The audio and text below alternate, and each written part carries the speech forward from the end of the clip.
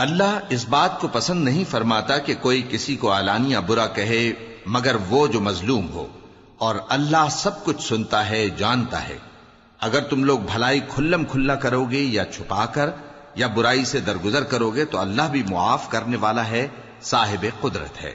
جو لوگ اللہ سے اور اس کے پیغمبروں سے کفر کرتے ہیں اور اللہ اور اس کے پیغمبروں میں فرق کرنا چاہتے ہیں اور کہتے ہیں کہ ہم بعض کو مانتے ہیں اور بعض کو نہیں مانتے، اور ایمان اور کفر کے بیچ میں ایک راہ نکالنی چاہتے ہیں، وہ یقیناً کافر ہیں، اور کافروں کے لیے ہم نے ذلت کا عذاب تیار کر رکھا ہے۔ اور جو لوگ اللہ اور اس کے پیغمبروں پر ایمان لائے اور ان میں سے کسی میں فرق نہ کیا، یعنی سب کو مانا، ایسے لوگوں کو وہ ان قریب ان کی نیکیوں کے صلے عطا فرمائے گا، اور اللہ بخشنے والا ہے، بڑا مہربان ہے۔ اے پیغمبر، اہل کتاب تم سے درخواست کرتے ہیں کہ تم ان پر ایک لکھی ہوئی کتاب آسمان سے اتار لاؤ، تو یہ موسیٰ سے تو اس سے بھی بڑی بڑی درخواستیں کر چکے ہیں۔ ان سے کہتے تھے ہمیں اللہ کو ظاہر یعنی آمنے سامنے دکھا دو، سو ان کے گناہ کی وجہ سے ان کو بجلی نے آ پکڑا، پھر کھلی نشانیاں آ جانے کے بعد بچڑے کو معبود بنا بیٹھے، تو اس سے بھی ہم نے درگزر کی۔ اور موسیٰ کو ہم نے کھلی سند دی تھی، اور ان سے عہد لینے کو ہم نے ان پر کوہ طور اٹھا کھڑا کیا، اور انہیں حکم دیا کہ شہر کے دروازے میں داخل ہونا تو سجدہ کرتے ہوئے داخل ہونا، اور یہ بھی حکم دیا کہ ہفتے کے دن مچھلیاں پکڑنے میں تجاوز یعنی حکم کے خلاف نہ کرنا۔ غرض ہم نے ان سے مضبوط عہد لیا، لیکن انہوں نے عہد کو توڑ ڈالا، تو ان کے عہد توڑ دینے اور اللہ کی آیتوں سے کفر کرنے اور انبیاء کو ناحق مار ڈالنے اور یہ کہنے کے سبب کہ ہمارے دلوں پر پردے پڑے ہوئے ہیں، اللہ نے ان کو مردود کر دیا۔ اور ان کے دلوں پر پردے نہیں ہیں، بلکہ ان کے کفر کے سبب اللہ نے ان پر مہر کر دی ہے، تو یہ کم ہی ایمان لاتے ہیں۔ اور ان کے کفر کے سبب اور مریم پر ایک بہتان عظیم باندھنے کے سبب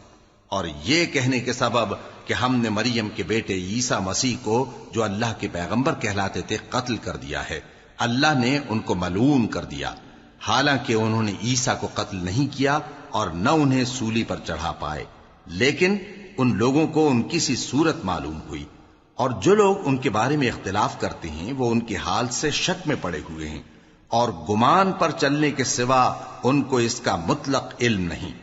اور انہوں نے عیسیٰ کو یقیناً قتل نہیں کیا، بلکہ اللہ نے ان کو اپنی طرف اٹھا لیا، اور اللہ غالب ہے، حکمت والا ہے۔ اور اہل کتاب میں سے کوئی نہیں ہوگا مگر ان کی موت سے پہلے ان پر ایمان لے آئے گا، اور وہ قیامت کے دن ان پر گواہ ہوں گے۔ پس ہم نے یہودیوں کے ظلموں کے سبب بہت سی پاکیزہ چیزیں جو ان کو حلال تھیں ان پر حرام کر دی، اور اس سبب سے بھی کہ وہ اکثر اللہ کے رستے سے لوگوں کو روکتے تھے، اور اس سبب سے بھی کہ باوجود منع کیے جانے کے سود لیتے تھے، اور اس سبب سے بھی کہ لوگوں کا مال ناحق کھاتے تھے۔ اور ان میں سے جو کافر ہیں ان کے لیے ہم نے درد دینے والا عذاب تیار کر رکھا ہے، لیکن جو لوگ ان میں سے علم میں پکے ہیں اور جو مومن ہیں وہ اس کتاب پر جو تم پر نازل ہوئی اور جو کتابیں تم سے پہلے نازل ہوئیں سب پر ایمان رکھتے ہیں، اور نماز پڑھتے ہیں اور زکوٰۃ دیتے ہیں اور اللہ اور روز آخر کو مانتے ہیں، تو ان کو ہم عنقریب اجر عظیم دیں گے۔ اے محمد صلی اللہ علیہ وآلہ وسلم، ہم نے تمہاری طرف اسی طرح وحی بھیجی ہے جس طرح نوح اور ان کے بعد والے پیغمبروں کی طرف بھیجی تھی، اور ابراہیم اور اسماعیل اور اسحاق اور یعقوب اور اولاد یعقوب اور عیسیٰ اور ایوب اور یونس اور ہارون اور سلیمان کی طرف بھی ہم نے وحی بھیجی تھی، اور داؤد کو ہم نے زبور بھی عنایت کی تھی۔ اور بہت سے پیغمبر ہیں کہ جن کے حالات ہم تم سے پیشتر بیان کر چکے ہیں، اور بہت سے پیغمبر ہیں جن کے حالات ہم نے تم سے بیان نہیں کیے۔ اور موسیٰ سے تو اللہ نے خود کلام فرمایا۔ سب پیغمبروں کو اللہ نے خوشخبری سنانے والے اور ڈرانے والے بنا کر بھیجا تھا، تاکہ پیغمبروں کے آنے کے بعد لوگوں کو اللہ کے خلاف کوئی حجت نہ ملے، اور اللہ غالب ہے، حکمت والا ہے۔ لیکن اللہ نے جو کتاب تم پر نازل کی ہے اس کی نسبت اللہ گواہی دیتا ہے کہ اس نے اپنے علم سے نازل کی ہے، اور فرشتے بھی گواہی دیتے ہیں، اور گواہ تو اللہ ہی کافی ہے۔ جن لوگوں نے کفر کیا اور لوگوں کو اللہ کے رستے سے روکا وہ رستے سے بھٹک کر دور جا پڑے۔ جو لوگ کافر ہوئے اور ظلم کرتے رہے اللہ ان کو بخشنے والا نہیں اور نہ انہیں رستہ ہی دکھائے گا، ہاں سوائے دوزخ کے رستے کے جس میں وہ ہمیشہ ہمیشہ رہیں گے، اور یہ بات اللہ کو آسان ہے۔ لوگو، یہ پیغمبر تمہارے پاس تمہارے پروردگار کی طرف سے حق بات لے کر آئے ہیں، تو ان پر ایمان لاؤ، یہی تمہارے حق میں بہتر ہے، اور اگر کفر کرو گے تو جان رکھو کہ جو کچھ آسمانوں اور زمین میں ہے سب اللہ ہی کا ہے،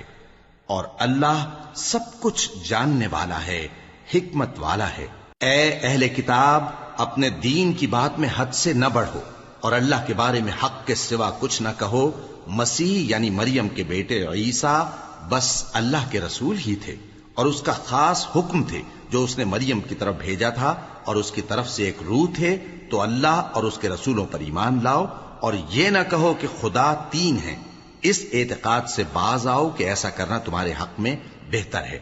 اللہ ہی معبود واحد ہے، اور اس سے پاک ہے کہ اس کی اولاد ہو۔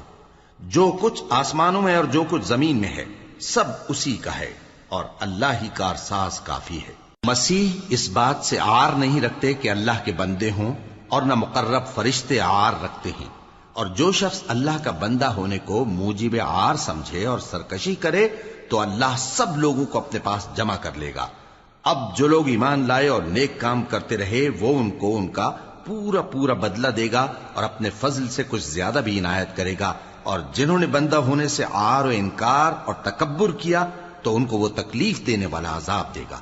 اور وہ اللہ کے سوا اپنا کوئی حامی اور کوئی مددگار نہ پائیں گے۔ لوگوں، تمہارے پروردگار کی طرف سے تمہارے پاس ایک بڑی دلیل آ چکی ہے، اور ہم نے کفر اور ضلالت کا اندھیرا دور کرنے کو تمہاری طرف راہ روشن کرنے والا نور بھیج دیا ہے۔ پس جو لوگ اللہ پر ایمان لائے اور اس کے دین کی رسی کو مضبوط پکڑے رہے، ان کو وہ اپنی رحمت اور فضل کی بہشتوں میں داخل کرے گا، اور اپنی طرف پہنچنے کا سیدھا رستہ دکھائے گا۔ اے پیغمبر، لوگ تم سے کلالہ کے بارے میں حکم دریافت کرتے ہیں، کہہ دو کہ اللہ کلالہ کے بارے میں یہ حکم دیتا ہے کہ اگر کوئی ایسا مرد مر جائے جس کے اولاد نہ ہو اور نہ ماں باپ، اور اس کی ایک بہن ہو، تو اس کو بھائی کے ترکے میں سے آدھا حصہ ملے گا،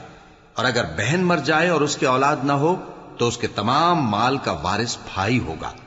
اور اگر مرنے والے بھائی کی دو بہنیں ہوں تو دونوں کو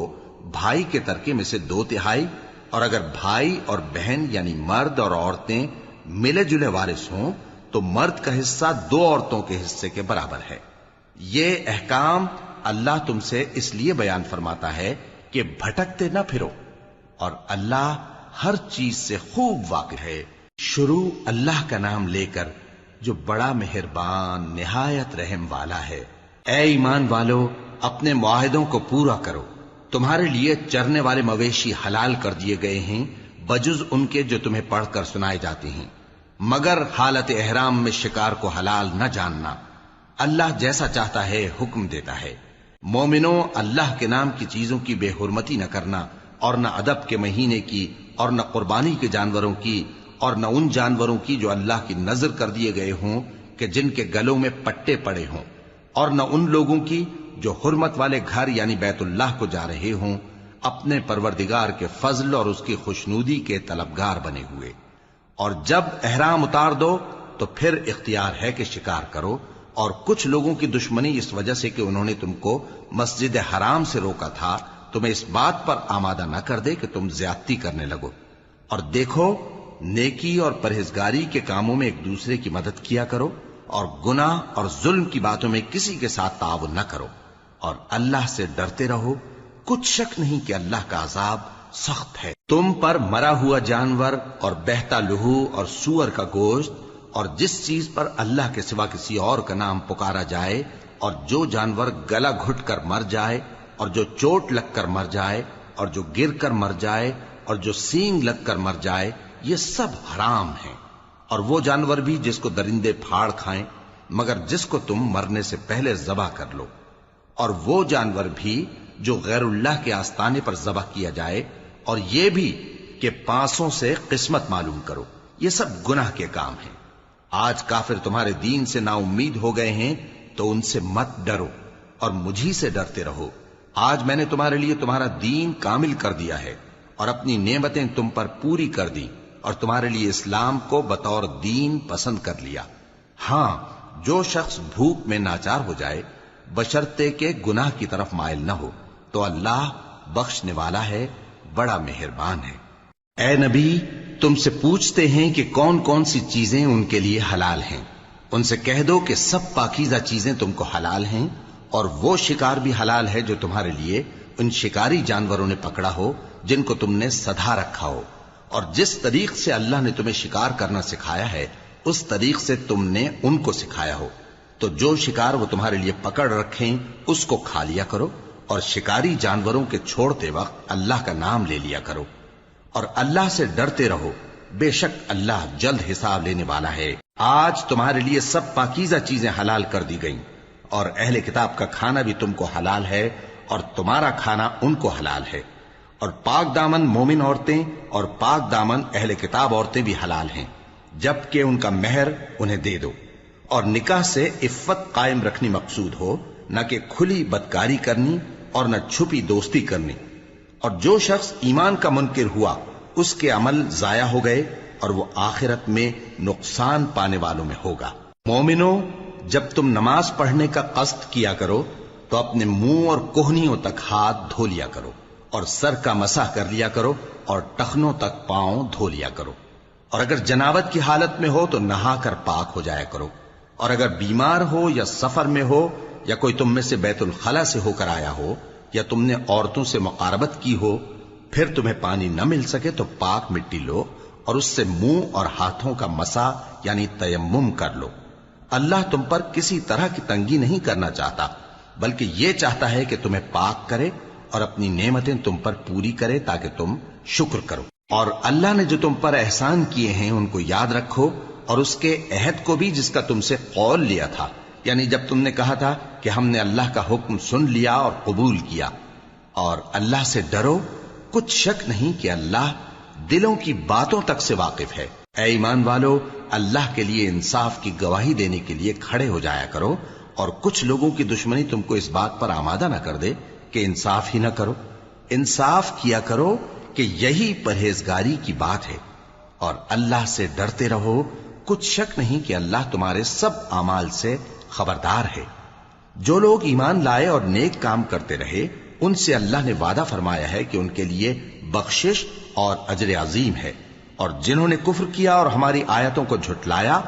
وہ جہنمی ہیں۔ اے ایمان والو، اللہ نے جو تم پر احسان کیا ہے اس کو یاد کرو۔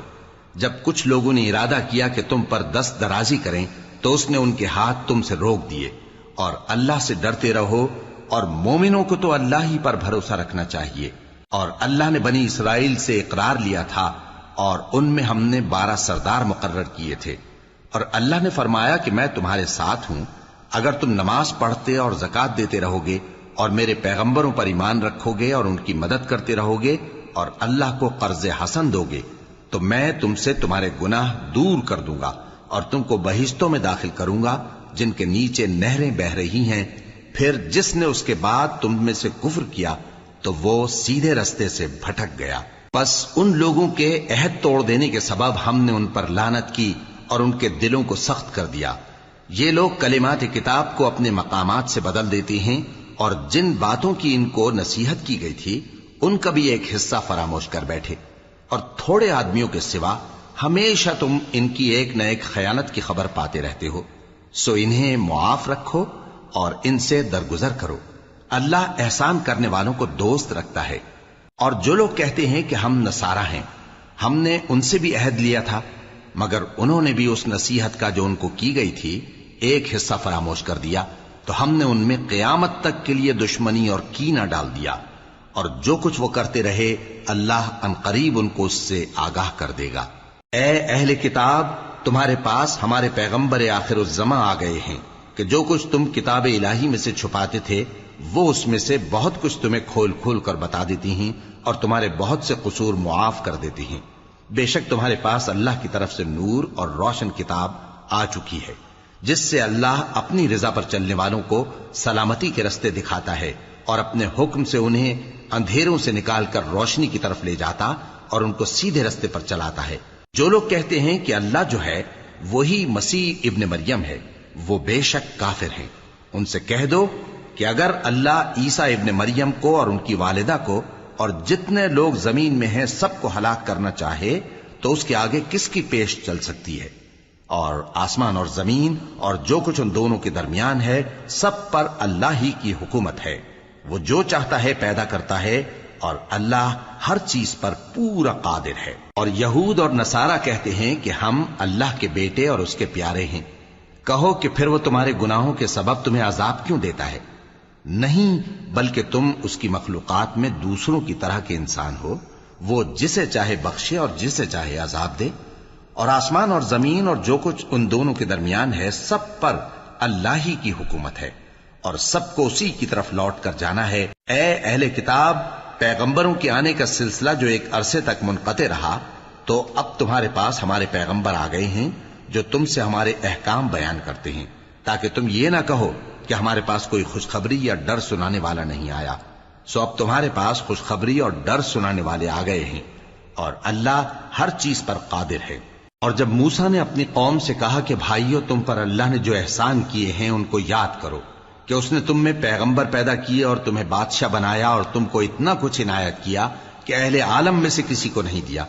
اے بھائیو، تم ارض مقدس یعنی ملک شام میں جسے اللہ نے تمہارے لیے لکھ رکھا ہے داخل ہو چلو، اور دیکھنا مقابلے کے وقت پیٹھ نہ پھیر دینا ورنہ نقصان میں پڑ جاؤ گے. وہ کہنے لگے کہ موسیٰ، وہاں تو بڑے زبردست لوگ رہتے ہیں، اور جب تک وہ سرزمین سے نکل نہ جائیں ہم وہاں جا نہیں سکتے.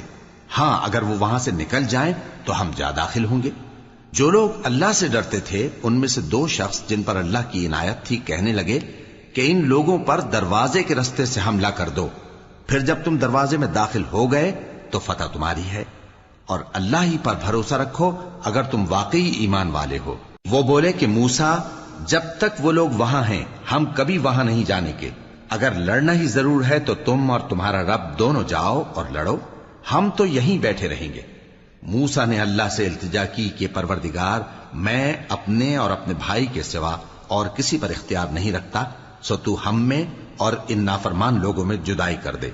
اللہ نے فرمایا کہ وہ ملک ان پر 40 برس تک کے لیے حرام کر دیا گیا کہ وہاں جانے نہ پائیں گے. یہ اسی علاقے میں جہاں اب ہیں سرگرداں پھرتے رہیں گے. تو ان نافرمان لوگوں کے حال پر افسوس نہ کرو.